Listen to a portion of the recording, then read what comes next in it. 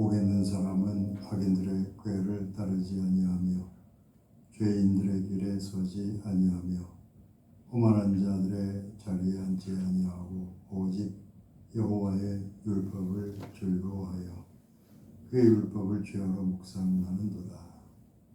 그는 시냇가에 심은 나무가 철을 따라 열매를 맺으며 그 잎사귀가 마르지 아니함 같으니 그가 하는 모든 일이 다 형통하리로다. 성부, 성자, 성령, 삼위일체 하나님께 신령과 진정으로 예배드립니다. 온 땅에서 하나님의 교회를 찾아와 예배드리는 성도들에게 성령으로 임하사 죄 사함의 은총을 새롭게 하시옵소서. 믿음의 지혜를 더하셔서 말씀을 하나님의 뜻대로 깨닫게 인도하시오며 그 믿음과 깨우침이 저들의 삶과 인격을 통해서 열매를 맺게 하셔서 저들을 통하여 복음이 편만하게 전파되게 하시옵소서. 예배 처소들마다 성령으로 충만케 역사하시옵소서. 우리 주 예수 그리스도 이름으로 기원하옵나이다. 아멘. 570장 전행하겠습니다.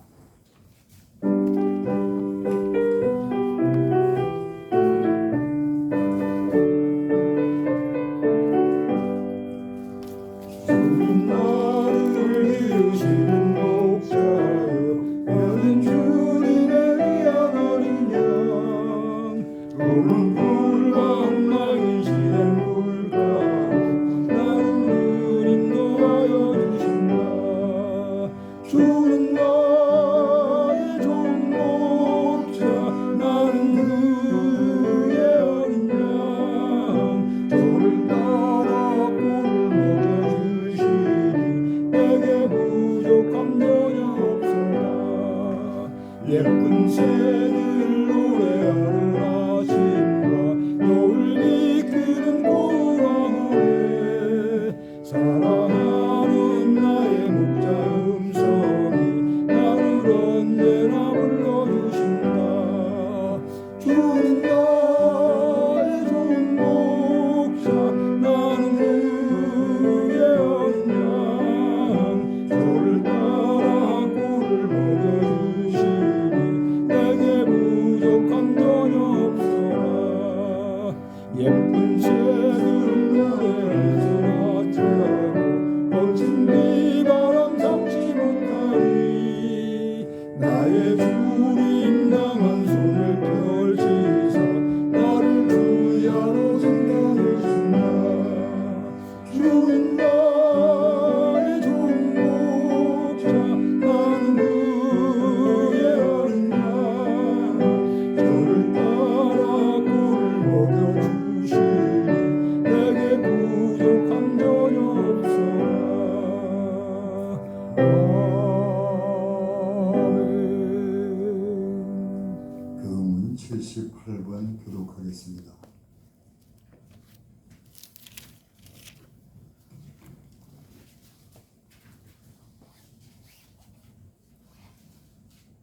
너희는 마음에 근심하지 말라. 하나님을 믿으니 또 나를 믿으라.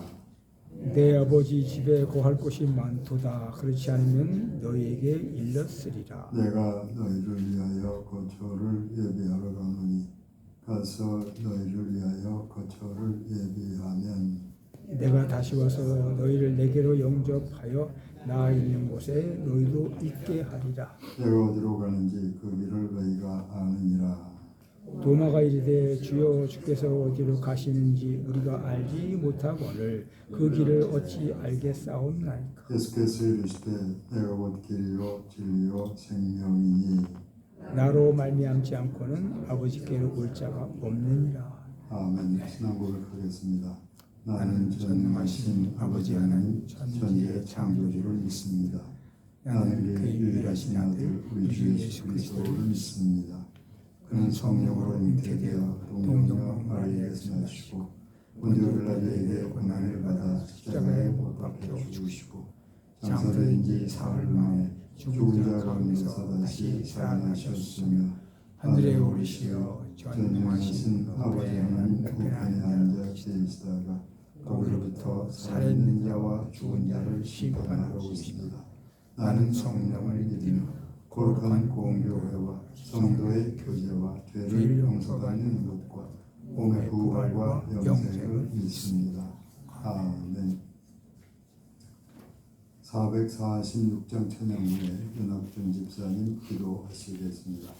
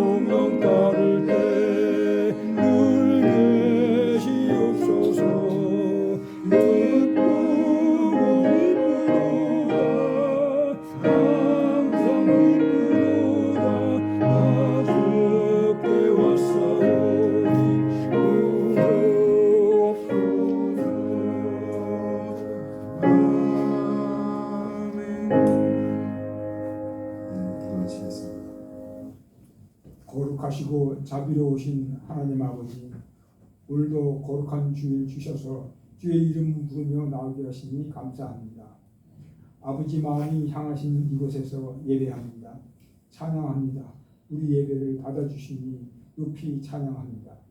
지난 일주일 돌이켜보면 죄악의 사슬에서 벗어나지 못하고 마치 하나님이 안 계신 듯이 식어버린 믿음으로 세상을 버타며 세상을 탓하며 살았고 이 땅을 고쳐달라고 부르짖으며 기도하지 못했고 불의 앞에서 침묵하며 십자가의 군사로 살지 못했습니다. 불쌍히 여겨 주시옵소서. 저희들은 주님의 사랑이 식어져서 고통과 외로움에 눈물을 흘리며 살면서도 골고다로 걸어가신 주님이 약속한 천국을 외면하고 주님의 손길도 외면하며 살았습니다. 어리석고 연약한 저희들을 그대로 두지 마시고 다시 잡아일으켜 주님 가신 길을 기쁘게 가게 하옵소서. 주님이 준비하신 영광의 길을 가기 전에 주님께서 가신 갈보리 언덕길을 먼저 걸어가게 하옵소서. 생명의 샘이 되는 주님의 몸된 서초교회가 연약한 가운데 있습니다. 우리의 소중한 시간과 허락한 물질로 방황하는 영혼들을 한 사람이라도 더 천국으로 인도하는 사명을 열심히 감당하게 하시고 서로 권면하며 모이게 힘쓰게 하옵소서. 우리의 방패요 피난처이신 하나님의 놀라운 사랑을 더 열심히 전하여 빈 자리가 채워질 수 있도록 도와주시옵소서. 하나님께서 허락하신 이 나라는 점점 더 어둠 속에 휩싸이고 우리가 모르는 사이에 엄청난 나라 빚더미가 점점 더 무거워져 언제 터질지 모르는 위험 속에 살고 있습니다. 정의와 진실이 빛을 잃고 거짓과 모략과 자신의 이익과 권세만을 위해 이 나라를 깊은 수렁으로 빠뜨리는 세력들이 득세하고 있습니다. 그러나 보이지 않는 곳에서 눈물로 애원하며 길거리에서 태극기를 흔들고 외치는 애국 성도들이 있는 한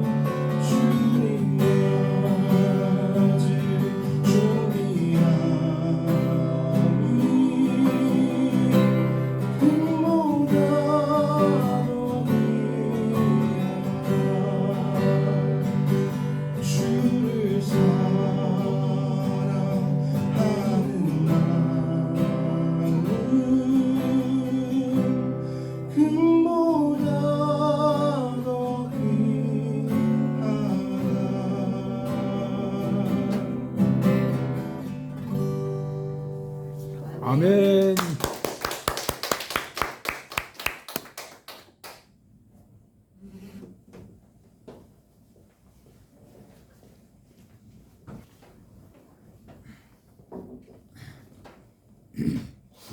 독일에 가까우면서도 프랑스에 속한 베르댕이라는 작은 도시가 있습니다. 1차 세계대전 당시에 아주 끔찍한 전쟁을 치렀던 그런 도시가 베르댕입니다. 전쟁의 전체적인 흐름을 장악하려는 의도에서 독일이 프랑스의 작은 도시 하나를 선점해서 치명적인 타격을 입히려고 했습니다. 그래서 베르댕이라는 도시를 공격해 들어간 것인데 독일 측에선 전쟁이 그 전투가 금방 끝날 줄 알았습니다. 근데 1916년 2월에 시작된 전투가 그해 12월 18일까지 지속됐습니다. 10개월 정도 전투가 계속됐는데 쌍방을 합한 전사자가 100만 정도였다고 합니다. 1900년대 초에 그것도 재래식 무기로 1년 가까이 지속적으로 전투를 벌인 건데 매일 3,000명 이상의 젊은이들이 죽어가고 있었던 셈입니다. 그래서 그 전투에 대해서 인류 역사상 가장 끔찍한 전투요, 가장 어리석은 전투였다고들 말하는 겁니다. 오늘은 왜 끔찍한 전쟁 이야기로 시작하는가 하면 이런 이유 때문입니다. 그렇게 끔찍한 전쟁을 벌였던 나라들이 모두 기독교 국가였다는 점을 말씀드리려는 겁니다. 프랑스는 로마 가톨릭이요, 독일은 개신교가 강한 나라입니다. 프랑스나 독일이나 모두 기독교 국가들이라는 것입니다. 그 1차 대전이 끝나고 20년쯤 후에 2차 대전이 일어나게 되는데 그 2차 대전 역시 기독교 국가들끼리 끔찍한 전쟁을 벌이게 됩니다. 2차 대전의 그 잔인함, 끔찍함을 상징하는 이름 중에 드레스덴이라는 이름이 있습니다. 2차 대전이 끝나가던 1945년 그해 2월에 미국과 영군의 그 공군 연합군이 독일의 드레스덴이라는 도시를 폭격하게 됩니다. 3일 동안에 4번을 출격했는데 그 4번 출격에 1250대의 비행기가 동원됐습니다. 한번 출격할 때마다 300대 이상의 비행기가 드레스덴의 하늘을 뒤덮은 가운데 엄청나게 많은 폭탄을 한꺼번에 투하했습니다. 그렇게 많은 폭격기가, 그렇게 많은 폭탄을 한꺼번에 떨어뜨린 데에는 이유가 있었습니다. 전쟁은 이제 다 끝났다는 분위기를 확실히 하기 위해서 그 드레스덴의 하늘에 화염의 폭풍을 일으킬 계획이었습니다. 엄청나게 많은 폭탄을 일시에 투하해서 그 하늘에 불의 폭풍을 일으키려고 했던 겁니다. 그 계획대로 드레스덴의 하늘에 화염 폭풍이 형성되었고 그 불바다가 되면서 타오르고 말았습니다. 나라들 사이에 전쟁이 일어날 수 있고 전쟁이 일어나면 끔찍한 일이 생겨나기 마련입니다. 또 전쟁에서 승리한 나라를 중심으로 해서 선악을 판단하는 것도 어느 만큼 어쩔 수 없는 일입니다. 어느 나라가 옳고 그르다는 그런 말씀을 드리려는 건 아닙니다. 인류 전쟁사에서 가장 끔찍한 사건으로 알려진 베르댕 전투나 드레스덴 폭격이나 그 모두가 기독교 국가들 사이에서 일어난 끔찍한 사건들이었다는 말씀을 드리는 겁니다. 2차 세계대전에서 더 끔찍한 사건이 일어나게 됩니다. 아우슈비츠 하면 유대인 학살이 떠오르는데 그 역시 기독교 국가 독일이 저지른 대학살 사건입니다. 가해자는 기독교 국가 독일이요, 희생자는 유대인들인 겁니다. 아우슈비츠 못지않게 끔찍한 사건이 또 일어나게 됩니다. 히로시마 원자폭탄 투하 사건입니다. 눈 깜짝할 순간에 10만 이상의 생명이 희생되고 말았습니다. 그 원자폭탄 투하의 주체는 기독교 국가인 미국이었습니다. 베르댕이나 드레스덴이나 아우슈비츠, 히로시마 모두가 문명이 앞서가던 기독교 국가들이 일으킨 사건들입니다. 19세기를 거쳐서 20세기로 들어오는 동안에 세계를 앞서가던 기독교 국가들이 그 끔찍한 전쟁의 사건의 주체였다는 사실이 이후에 기독교 선교를 위해서는 너무 심각한 문제가 되고 말았습니다. 1차 대전과 2차 대전이 끝난 후 유럽에서는 부정적이고 회의적인 냉소적인 분위기가 생겨나게 됩니다. 그 서구 유럽에서 나타난 부정과 회의, 그 냉소는 결국은 교회와 기독교를 향한 것이 되고 말았습니다. 교회나 목회자가 앞장서서 그런 일들을 벌인 건 아니라고 해도 그런 일들이 그 시대 서구의 기독교인들과 교회와 절대 무관한 것은 아니었기 때문입니다. 그래서 서구의 비판적 지식인들은 교회와 기독교에 대해서 명확한 입장을 보이게 되는 겁니다. 그러던 시기에 우리나라에선 기독교 선교가 활발하게 진행되고 있었습니다. 1900년대 초반 우리 이 땅에서는 기독교 교회가 전국 방방곡곡에 세워지고 있었던 겁니다. 그런데 1차 대전과 2차 대전의 대파국의 분위기가 지속되는 동안 유럽에서는 기독교에 대한 비판적 분위기가 강하게 형성되고 있었습니다. 기독교 중심지인 유럽이 그렇게 변하고 말았다면 이후에 기독교 선교는 어떻게 될 것인가 하는 것이 심각한 문제가 될 수밖에 없었다는 말씀입니다.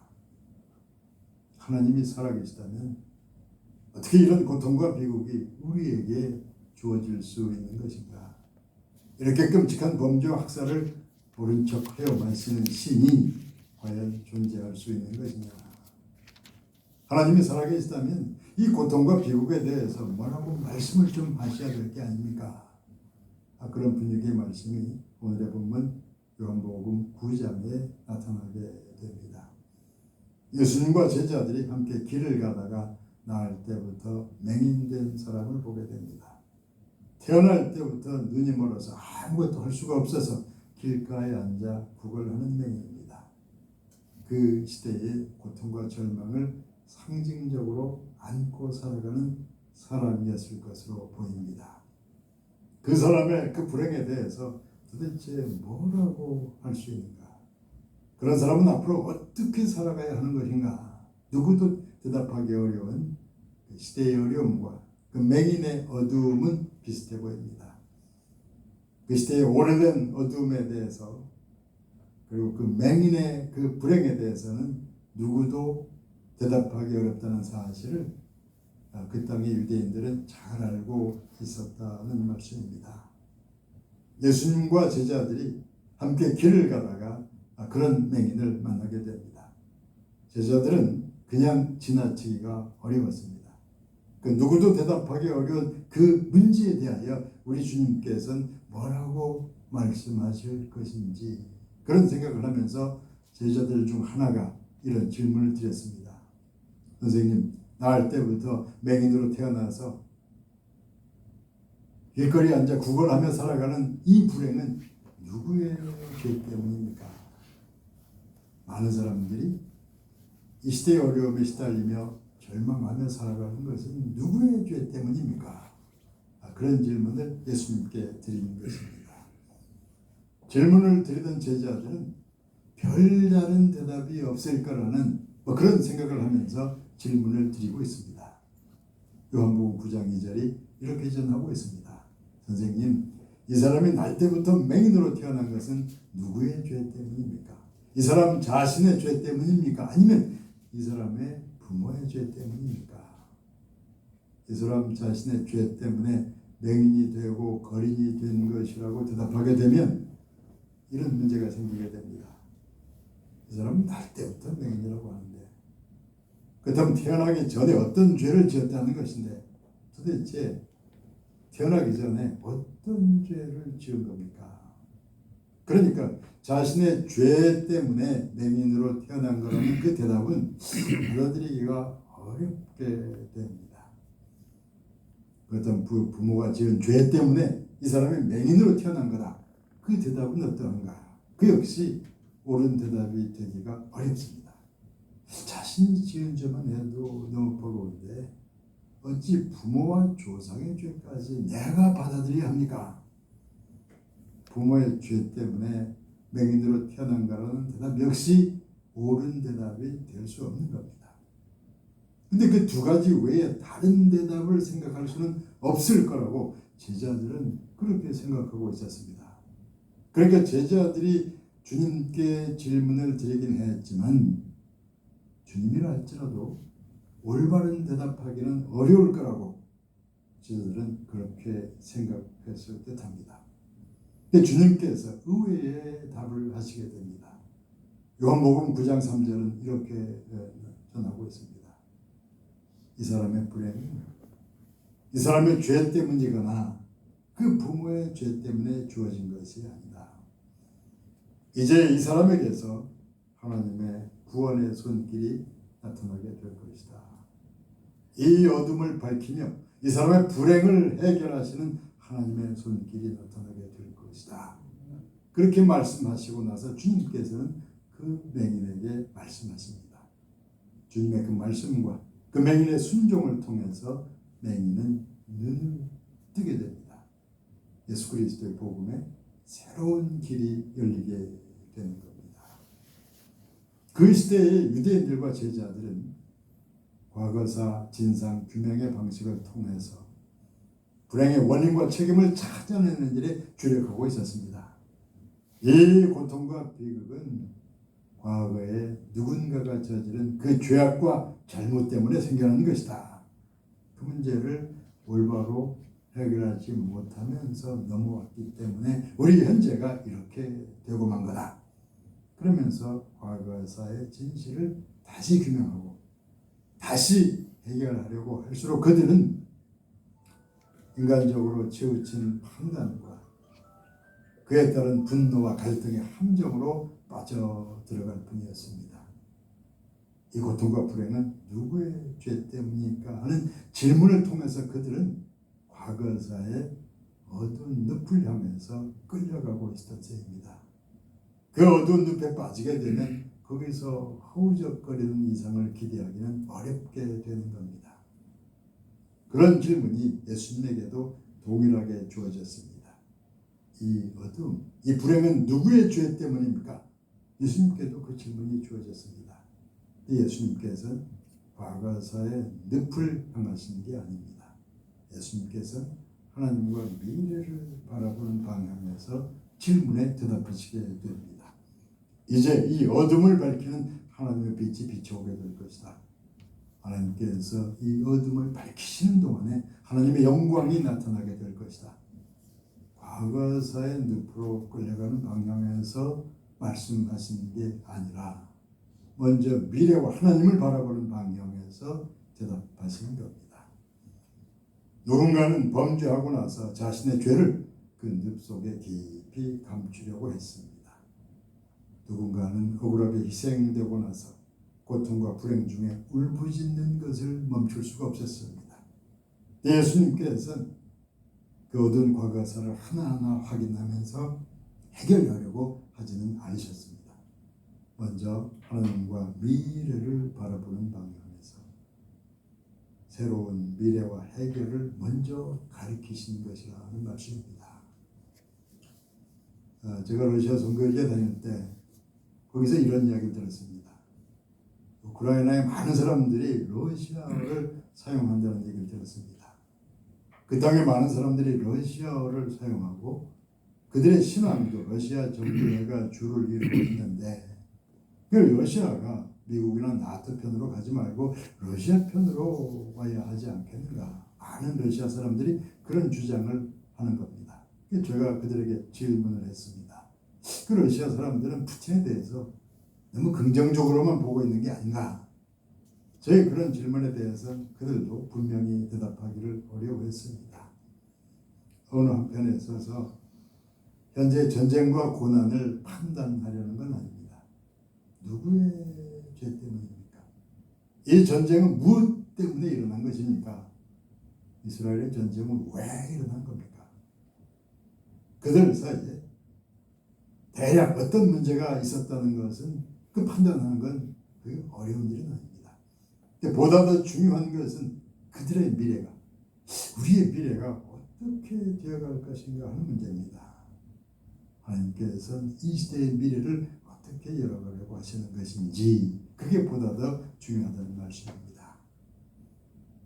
현대 세계의 특징은 무질서와 혼돈이라고 주장하는 경우가 있습니다.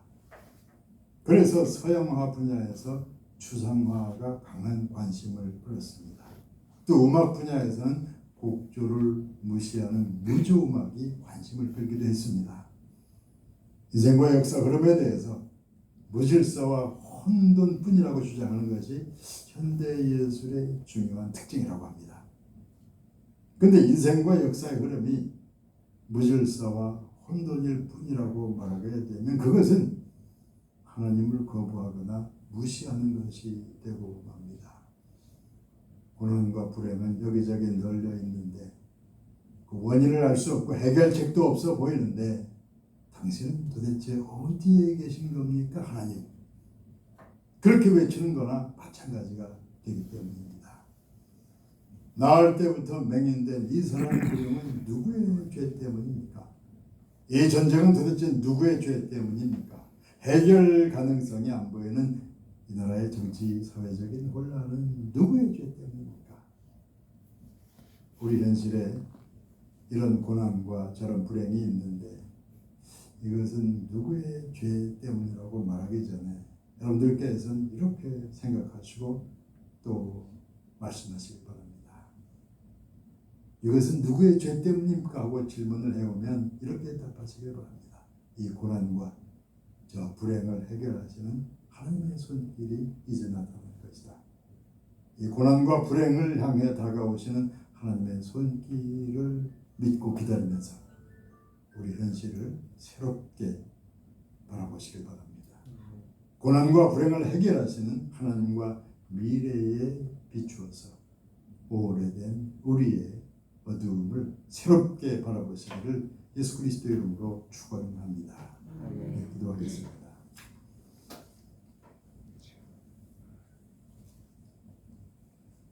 우리의 오래된 고난과 불행은 누구의 죄 때문입니까?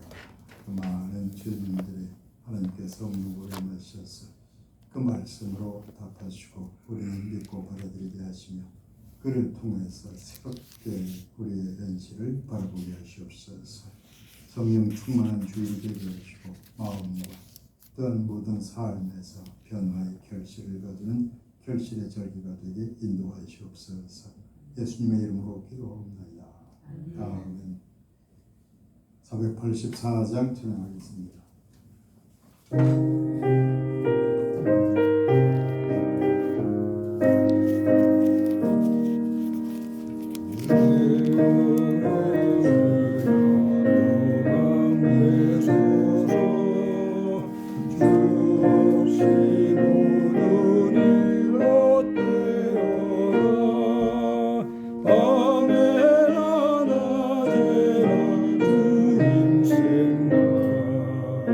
잘 때나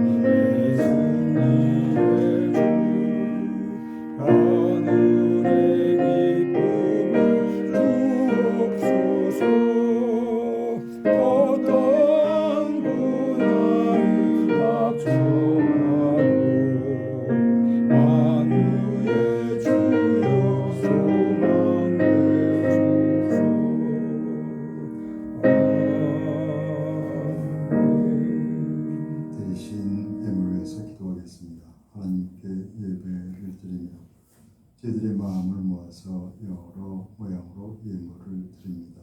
예물들을 기쁘게 받으시오며 하나님의 선하신 뜻을 따라서 쓰임받게 하시옵소서. 성도의 삶에 항상 은혜가 풍성케 하시고 하나님께 나올 때는 자원하는 감사의 마음으로 드리게 하시옵소서. 이웃과 주변을 잘 살펴서 믿음의 선행을 감당하게 하시옵소서. 예수님의 이름으로 기도하옵나이다. 아멘.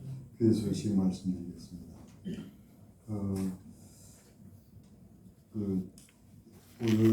오늘 재직회 광고를 드렸습니다. 조금 있다가 30분에 10시 반에 재직회를 열어서 오늘은 교회 이후에 교회를 어떻게 할 건지 저의 이제 퇴직 문제라든가 이후의 문제를 조금 말씀드리려고 합니다.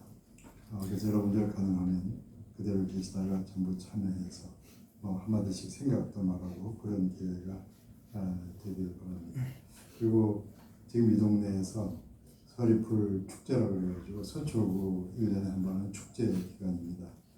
그래서 작년에도 그랬는데 오후 예배 11시 예배 드리고 식사한 다음에 가능하면 이 축제 한가운데 좀 한번 걸어보시고 가시길 바랍니다. 그래서 여러분들이 가난해서 드리는 게 아니고 그 가운데 가서 1인당 한 10,000원 정도는 좀 써서 가셨으면 해서 이따가 이제 몇 사람들 모이면 한 사람당 10,000원 정도씩 공공부 이렇게 드리겠습니다. 여러분들 가난해서 드리는 게 아닙니다. 행사에 가서 좀 이렇게 많은 거기에 그 상점도 있고 가게도 있으니까 가시는 길에 조금 이렇게 들려서 가주시면 또 제가 작년과 올해에 이 서초구에 있는 교회들의 협의회 회장을 맡고 있습니다. 꼭 그것 때문은 아닌데 좀 협조해야 될. 그러니까 이 서초구 모임은 이렇게 서울시 가운데서 열리는 이상한 축제와는 차원이 좀 다릅니다. 상당히 그래도 서초구가 그런 면에서 모범적이고 해서 기독교적인 축제는 아니지만 여러분들 한번 가서 꼭 지켜보시고 가시게 되길 바랍니다. 그리고 좀 이따가 재직회에 참여해서 여러분들 교회 이후에 어떤 일들이 있는지 좀 다 알아보시기를 부탁드립니다. 543장 찬양하고 축도하겠습니다.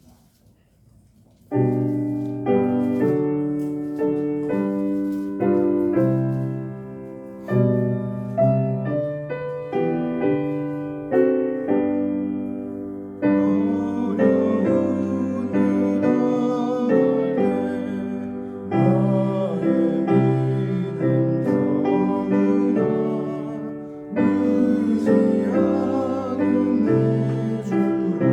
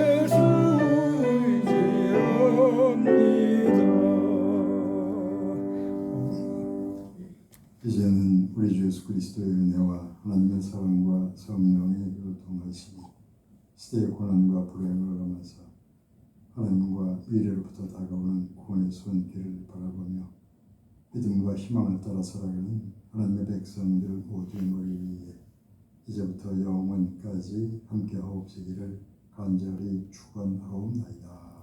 아멘.